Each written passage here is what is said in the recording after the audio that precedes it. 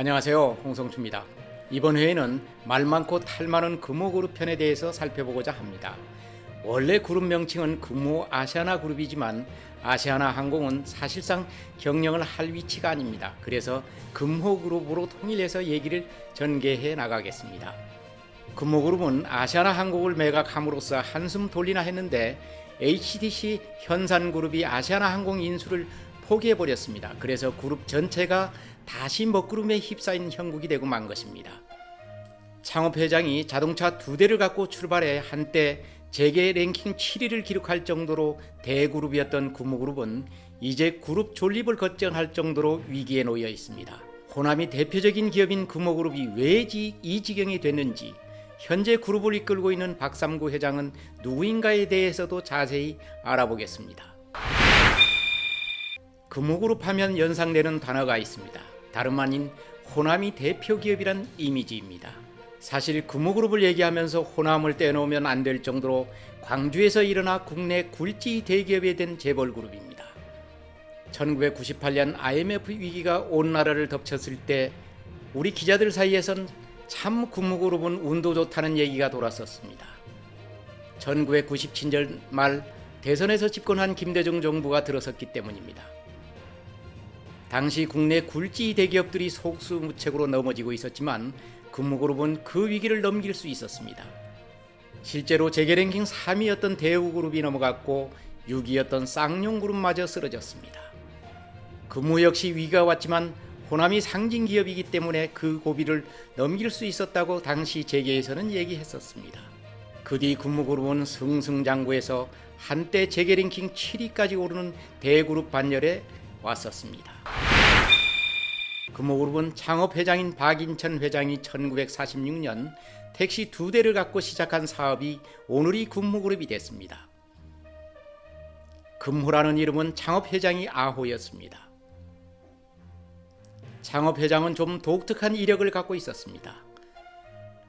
쉽게 말해서 초등학교밖에 안 나왔지만 지금의 행정고시라고 할 수 있는 보통 분관 시험에 합격한 수지였습니다. 일제강점기 때는 우리가 흔히 얘기하는 순사인 경찰 공무를 한 적도 있습니다. 해방 전까지 여러 가지 사업을 했지만 계속해서 실패하다가 46살에 택시 2대를 가지고 한 사업이 대박이 터지면서 대기업이 발판을 마련할 수 있었습니다. 예전에 고속버스를 타보신 분은 기억하는 광주고속이 금호그룹이 못해나 다름없습니다. 박인천 창업회장은 택시 사업을 시발로 버스 사업 등으로 사업을 확장합니다. 1971년 호남고속도로가 개통되면서 그 유명한 광주고속이 전국 고속도로를 누비게 됩니다. 광주고속이 고속 성장 배경에는 충성심이 강한 지역 고객들이 성원에 힘입은 바가 크다고 하겠습니다. 애향심이 강한 호남분들이 광주고속을 주로 애용했기 때문입니다. 운송업이 탄력을 받자 창업회장은 타이어 사업에 뛰어들었고 나중에 종합상사인 금호실업과 금융인 광주투자금융 또 금호석유화학을 설립하는 등 우후죽순처럼 계열사를 늘려갑니다. 그러다 1984년 84세의 나이로 영면하고 맙니다. 그 뒤를 이어받은 사람이 장남인 박성용 회장입니다. 박성용 회장 역시 특이한 이력을 가진 사람입니다. 어쩌면 그가 금호그룹이 대그룹 틀을 만들었다고 해도 틀린 말은 아닐 것입니다. 박성용 회장은 서울대학 사회학과를 다니다가 미국으로 유학해 예일대학에서 경제학 박사학위를 받은 세계적 석학이었습니다. 그는 결혼도 드라마틱했습니다. 당시만 해도 국제결혼이 흔치 않을 때 국제결혼을 해 많은 화제를 안겼습니다. 그러나 보수적인 아버지는 결혼을 완강히 반대했고 미국에 있은 결혼식에 식구들이 아무도 참석하지 않았습니다. 그 부인이 유명한 마가렛 박 여사입니다. 예일대학 유학 중에 만났다고 합니다. 박성용 회장이 한국에 들어온 것도 극적입니다. 1968년 박정희 대통령은 우리 국민들이 해외에서 공부에 성공한 해외 인재들을 귀국시키는 조치를 취합니다. 이때 박성용 회장은 미국에서 대학 교수로 재직하고 있었습니다. 박성용 회장 역시 해외 인재 귀국 조치 일환으로 국내에 들어와 청와대 비서실에서 근무하게 됩니다. 과학자들이 대부분 대상이었는데 경제학자인 박 회장이 초치 대상이 된 것은 그의 와이프인 마가렛 여사의 부친이 국제부흥개발은행 즉 IBRD 부총재였다는 얘기가 있습니다. 정부에서 IBRD 도움을 받으려고 그랬다는 것입니다. 어쨌든 박 회장은 청와대 근무 2년을 마치고 서강대 교수로 학계로 돌아갑니다. 남덕우 부총리 등 유명한 서강학파 교수들과 함께 교수 생활을 합니다. 그러다 1974년 창업회장이 기업 경영에 합류하도록 해서 본격적으로 금호그룹 경영에 나섭니다. 지주회사인 금호실업을 만든 것도 그의 작품입니다. 1984년 창업회장이 타계하자 그룹 회장을 맡았고 금호그룹이 명실상부한 대그룹에 편입되는 수완을 발휘합니다.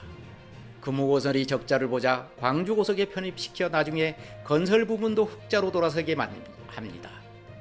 더욱 중요한 것은 88 서울 올림픽을 앞두고 정부에서 허가한 제2민항 사업권을 따낸 일입니다. 당시 웬만한 대기업들도 민항 사업권을 따기 위해 혈안이었지만 결국 금호가 따내 아시아나항공을 만듭니다. 또 그를 더욱 돋보이게 한 일들 중에 하나가 문화예술 사업에 공을 들인 일입니다. 메사나협회에 많은 출연을 했고 그룹 회장직을 그만둔 후에는 메사나협회 회장직을 수행하기도 했습니다. 저는 그룹 회장으로 있을 때인 1993년 박성룡 회장을 단독으로 인터뷰한 적이 있습니다. 박 회장은 재벌그룹 회장이라기보다는 대학 교수처럼 편안하게 대해줬고 기업 경영에 대해서도 강의하듯이 차분히 설명해 주었던 기억에 아직도 내리에 남습니다. 박 회장은 그룹 경영권을 동생에게 물려줄 때도 아주 깨끗했습니다. 저와 인터뷰할 때 65세가 되면 동생에게 경영권을 남기겠다고 했습니다. 그때 왜 그러시냐고 물어봤습니다. 그랬더니 만 65세를 넘기면 결정권자가 되면 안 된다는 것이 지론이라고 했습니다. 65세가 넘으면 체력적인 문제만이 아니라 정신적인 문제도 있기 때문에 회장직은 만 65세까지가 적당하다는 것이었습니다. 박인천 창업회장은 독특한 후계 방식을 만들었습니다. 어느 아들 하나를 후계자로 정하는 것이 아니라 2세가 지분을 골고루 나눠 가지도록 경영권도 돌아가면서 행사하도록 유지를 남긴 것이었습니다. 당시 삼양사와 두산그룹이 이와 비슷한 후계 구도였습니다. 이때까지만 해도 재벌 자녀들이 경영권을 놓고 법정 분쟁을 하는 일이 별로 없을 때였습니다. 장남인 박성룡 회장은 선친이 유지를 받들어 동생들과 함께 형제 공동경영 합의서를 작성합니다. 이때 합의서에는 그룹 회장직은 65세까지이며 최장 10년을 넘기지 않을 것, 회장직은 네 형제 합의로 추대할 것, 네 형제가 그룹 지분을 동일하게 보유할 것 등이 주요 골자였습니다. 이 공동합의서는 박성룡 회장 다음인 박정구 회장까지 지켜지고 현 박상구 회장 때에 와서 유명무실해지고 맙니다. 박인천 회장 슬하에는 5남 3녀의 자식들이 있습니다. 아들이 5명인데 네 형제만 경영에 참여하도록 한 것은 막내인 박종구 현 초당대학교 총장은 이복 동생이기 때문인 것으로 알려져 있습니다. 박 총장은 처음부터 학계에 있었으며 한때 정부 강요를 역임하기도 했습니다. 장남인 박성룡 회장이 뒤를 이어 회장이 된 이가 둘째인 박정구 회장입니다. 박정구 회장은 박성룡 회장하고는 또 다른 성격이 소유자였습니다. 박성룡 회장이 학자풍이 경영자였다면 박정구 회장은 추진력이 강한 현장형 경영자였습니다. 창업회장은 둘째인 박정구 회장을 일찍부터 경영에 참여시키며 기업가로 키웠습니다. 연세대 법학과를 졸업하고 22세 때 바로 근무 경영에 참여시켜 아버지를 도왔습니다. 창업회장은 장남이 외국인 여성과 결혼하고 학자의 길을 걷겠다고 해서 차남을 후계자로 염두에 둔 것이 아닌가 생각합니다. 박정구 회장은 아버지 뜻에 부응이라도 하듯 1981년 한 해 적자가 60억에 이르렀던 주식회사 금호를 다음 해에 당기순이익 120억 원에 이르는 알짜 기업으로 만드는 등 경영 수완을 발휘했습니다. 1996년 형으로부터 금호그룹 경영권을 물려받아서는 중국에 적극적으로 진출하는 등 금호그룹을 재계 랭킹 10위까지 키우는 저력을 발휘합니다. 그러나 2002년 그룹 회장직을 맡은 지 7년 만에 폐암으로 유명을 달리하고 맙니다. 그 뒤 금호그룹은 바로 밑 동생인 박상구 현 회장으로 경영권이 이양됩니다. 박인천 창업회장은 오남 삼녀의 결혼도 상당히 전략적으로 만들었습니다. 장남이 외국인과 결혼해서인지 둘째 아들은 전직 국회의원 아들 딸과 결혼시켰고 셋째인 박상구 회장은 전직 관료인 재무장관 딸과 결혼시켰습니다. 영남이 유력 가문들과 결혼시킨 것입니다. 특히 셋째 딸인 박현주 씨는 대상그룹 임창욱 회장과 결혼시켜 삼성그룹 이병철 회장 지방관도 연결시키는 혼맥도를 그려냅니다. 임창욱 회장이 딸과 이건희 회장의 아들인 이재용 부회장이 결혼해서 화제가 됐던 것입니다. 지금은 둘이서 이혼하고 말았습니다. 3세들이 결혼은 더욱 화려해서 금호가의 박씨 집안은 한국이 웬만한 집안과는 대부분 거미줄처럼 연결됐다고 해도 틀린 말이 아닐 것입니다.